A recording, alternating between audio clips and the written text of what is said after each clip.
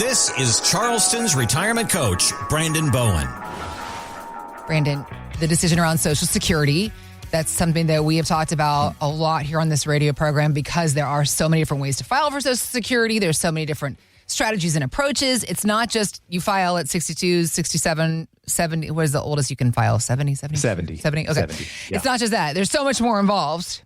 Let's talk about this story of this one woman. She wrote into an advice column saying waiting until 70 to take Social Security was the worst decision of her life.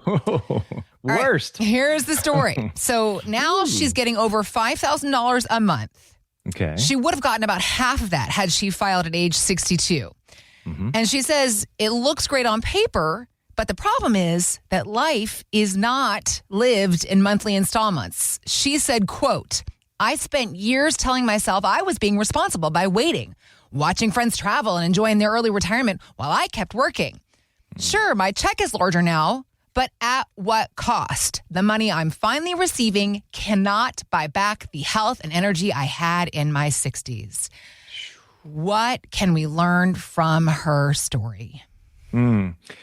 That is heavy. Yeah. I can just see her now. I could hear this. I could hear it in my conference room. And it's the thing you talk about all the time, that rocking chair regrets, that it nauseates you to think about anybody having a rocking chair regret like this. Mm-hmm. It's one of my main driving factors of why I do what I do, why we do this show, is to help people. If you come in and sit down with me, I'm going to argue one side of what I want. And then I said, hey, let me argue against Devil's that too. advocate, I want to give you both sides. Yeah. I want to say, hey, but what if we wait? Let me tell you why you should wait. And you're going to be like, like, I guess he really does want to help, find the best situation for us. Yep. For me and my spouse, or just you, or whatever. Yep. And if it is just you, I mean, if you're divorced or widowed, I mean, there's so many strategies, right? There's so many things. Like everybody's needs to have this conversation with me. Yeah.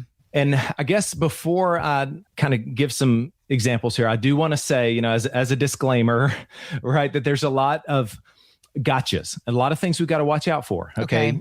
Specific, let me name one. When it comes to Social Security, you mean, for filing? With Social Security filing strategies, there's things like the earnings test. So if I sit in here and say that I like to encourage you to file sooner than later and file early, well, there's some gotchas and some things. So all the more reason, let's have this conversation. Okay. Let's have a conversation. But most every time I tell my clients to either start it earlier or at least by 67, I'm trying to think if I've ever told someone to wait till 70, and I'm not coming up with anybody. And how long have you been doing this? Let's just give some 15 years. And over 15 years, you're working to remember if you've ever told anybody to wait to 70 to claim Social Security. Probably about 300 households I have as clients. Yeah.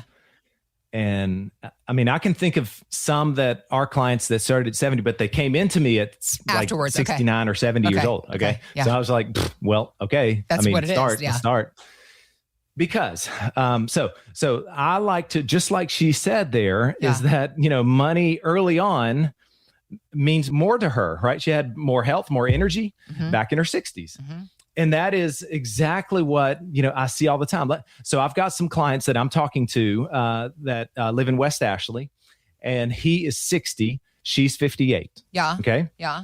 Perfect. This is perfect because you're kind of like, all right, I see this. I better lock in on this decision. I better see, all right, what are we going to do, honey?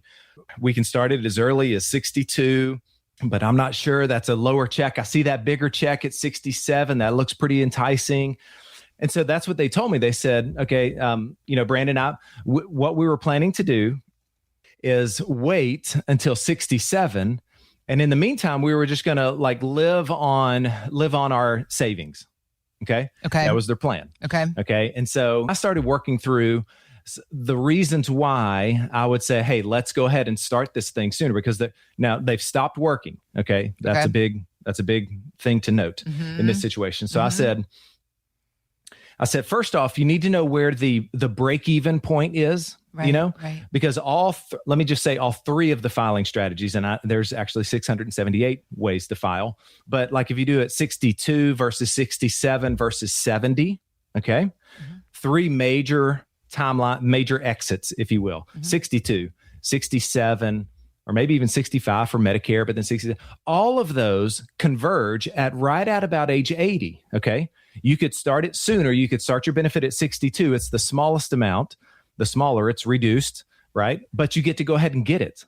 Okay. You get to go ahead and start receiving that check. Right. Right. And so you might have 5 years of receiving that income when you compare it to maybe I might just wait till 67. Okay. So then if you say, all right, time out.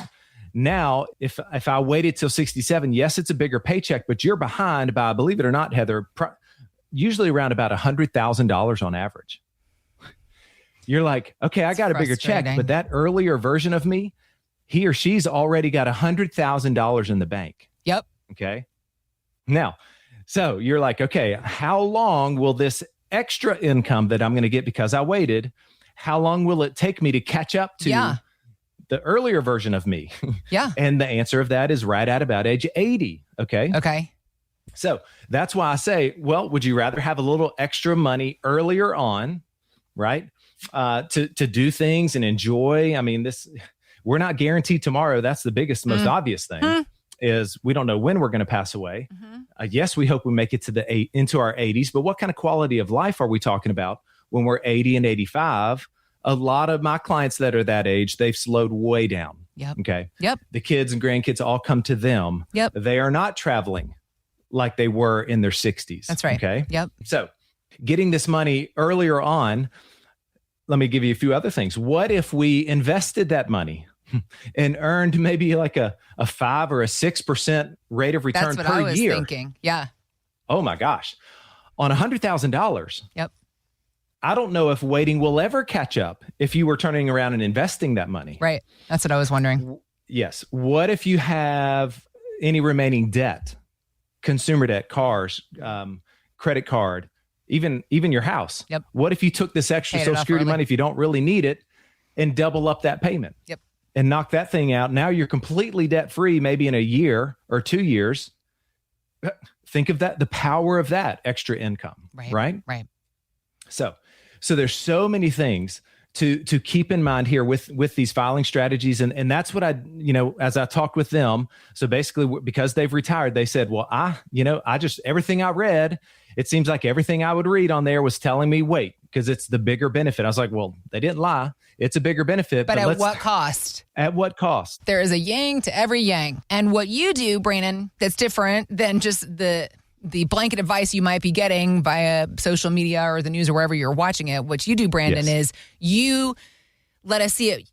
The bigger picture is what you're working to show us and how that math really maths out overall in the long term. Yeah. Yeah. These are all, it all works together like a puzzle. Right. Okay. Right. It should work together like a puzzle because, think about it, if we can work our Social Security benefit to where that comes in. Yeah. It's nice. We've got enough. We're happy with that. What it helps us do is then defer touching your own life savings, right? Your 401ks and stuff that you will be able to pass that on to your kids. Okay. At some point, if there's anything left over, Social Security, not so much. Right. Right. You don't get to pass that on to your kids. Right. So it's one of these things like, would you rather spend your money and wait on the government's check to get bigger and bigger and bigger, and then you start it, and then hopefully we live a long time? But what I could tell you stories. I had a client that came in at 70 and he had just started it. He was so proud of his benefit. It was about $4,500. I mean, it's huge, like the lady in our story here. Okay. At 70, but he passed away at 71. He didn't tell me he had lung cancer, smoked his whole life, all this stuff. And it was so sad, because he waited. He was wanting to try to get that biggest benefit possible there. But he only got like 12 months of that thing.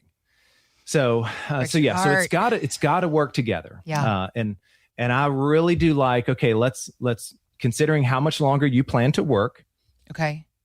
And then let's start looking at, okay, who can start it first? Is there a spousal benefit? What's the best strategy to file this Social Security benefit? Let's go ahead and get it going whenever that makes the most sense. Yeah. So that we can have multiple income streams in retirement. Okay.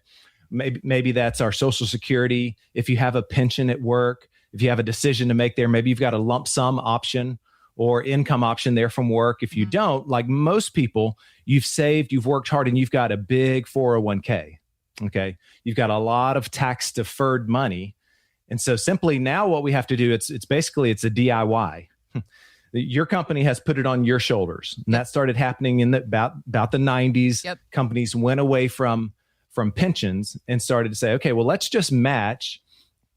Let's offer this 401k. Let's match. And we don't have to support that income for our, retired employees. So now, it is up to you. And so you've got to look at all of your options. Is it best to take the deal that they're offering at work if you have a pension?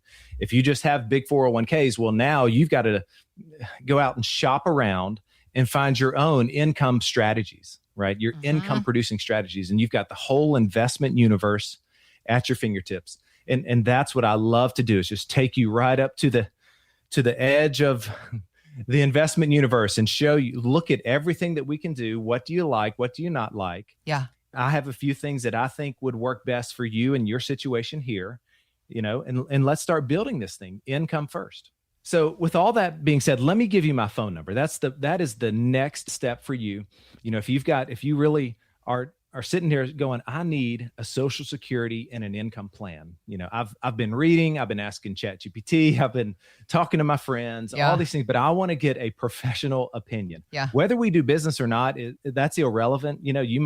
I might show you strategies and say, hey, go self-manage this. Go do this yourself. You're smart enough. You're good doing that. Okay. You might be able to fire your own current advisor and just go self-manage this stuff. But I might be able to show you some blind spots or some cracks in your plan, or show you some things that you had no clue about, that you were like, this is unbelievable. This is great. I had no clue that there were things available like this that were designed for retirement income. Okay. And it gives me such peace of mind to know that I've got money coming in every month. I don't have to sweat it. I don't have to worry about these market crashes that we know are coming. If that's you and you've saved $500,000 or more, I want you to pick up your phone. You can call or text my office. My number is 843-890-2400. 843-890-2400. You can text the words income plan or Social Security, and I'll know exactly what you're wanting right there. But we do clear and hold open 5 spots every week for this show, for you radio listeners here. And so I would love for you to call, text Tanya, call, or say, hey, let me get one of those 5 spots there because I want Brandon to help me perfect my income plan. 843-890-2400. Thanks for listening to Charleston's Retirement Coach Podcast with Brandon Bowen. To learn more, visit bowenwealth.com and join Brandon for his radio show, Charleston's Retirement Coach, Saturdays at 11 a.m. on 94.3 WSC. Financial professionals are not licensed in all 50 states. To find out if J. Brandon Bowen is licensed in your state, please call 843-203-2030. J. Brandon Bowen is an investment advisor representative of Bowen Wealth, LLC, a registered investment advisor. Exposure to ideas and financial vehicles discussed should not be considered investment advice or recommendation to buy or sell any financial vehicle. Past performance is not a guarantee of future results. Investments can fluctuate and when redeemed may be worth more or less than when originally invested. J. Brandon Bowen is not affiliated with nor endorsed by the Social Security Administration or any other government agency and does not provide legal or tax advice. Annuity guarantees rely solely on the financial strength and claims paying ability of the issuing insurance company. By contacting us, you may be provided with information about insurance and annuity products offered through Bowen Wealth, LLC, insurance licensed in South Carolina. Market Guard is a registered investment advisor with the SEC and provides model portfolios only to Impact Partnership Wealth. Market Guard makes no implied warranties or representations and is not liable for any data presented.